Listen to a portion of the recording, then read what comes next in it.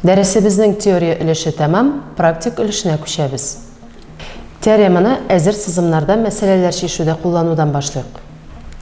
Рәсемдә MO һәм ON кисемтәләренең тигезлеге, M һәм N почмакларының тигезлеге бирелгән, MOK һәм PON почмакларының тигезлеген исбатларга кирәк. Исбатлау. Шарт буенча MO һәм ON тигез. M һәм N почмаклары тигез. MOK һәм NOP почмаклары вертикаль почмаклар буларак тигез. Димәк, почмаклар тигезлегенең икенче билгесе буенча бу почмаклар тигез. Икенче мәсьәләгә күчәбез.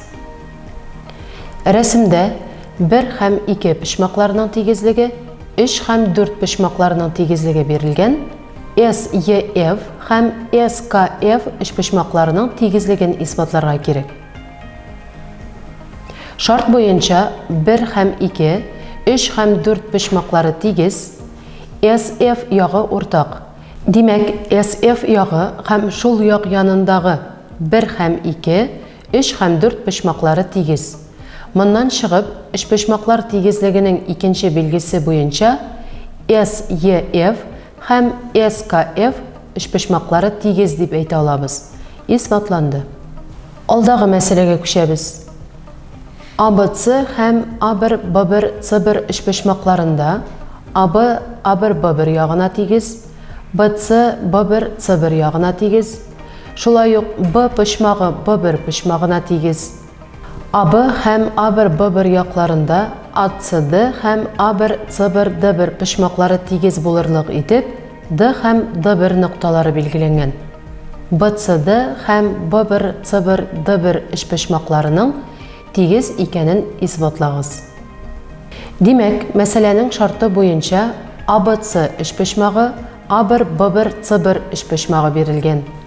AB, A1, B1 ягына, BC, B1, C1 ягына тигез, B почмагы B1 почмагына тигез, ACD почмагы A1, C1, D1 почмагына тигез, һәм AB ягында ятучы D ноктасы, A1, B1 ягында ятучы D1 ноктасы бирелгән.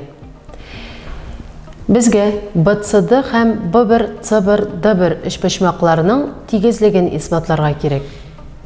Исбатлау.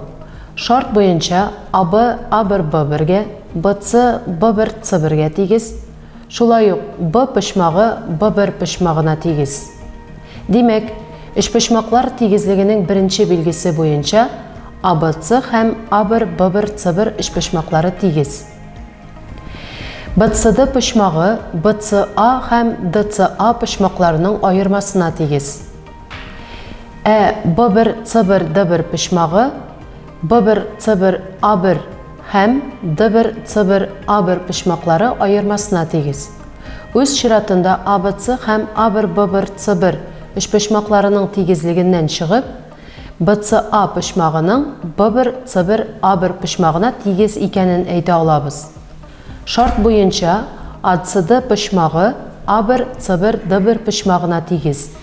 Димәк, моннан чыгып, BCD һәм B1, C1, D1 почмаклары тигез дигән сүз. BCD һәм B1, C1, D1 почмакларының тигезлеге ягы һәм шул як янындагы ике почмагы буенча тигез дип әйтә алабыз. Чөнки шарт буенча BC, B1, C1 ягына һәм B почмагы B1 почмагына тигез. Икенче пунктта исбатлаган буенча BCD почмагы B1, C1, D1 почмагына тигез. Димәк, BCD һәм B1, C1, D1 почмакларының тигезлеген исбатладык. Бүгенге дәрестә почмаклар тигезлегенең икенче билгесен өйрәндек. Киләсе очрашуларга кадәр сау булыгыз.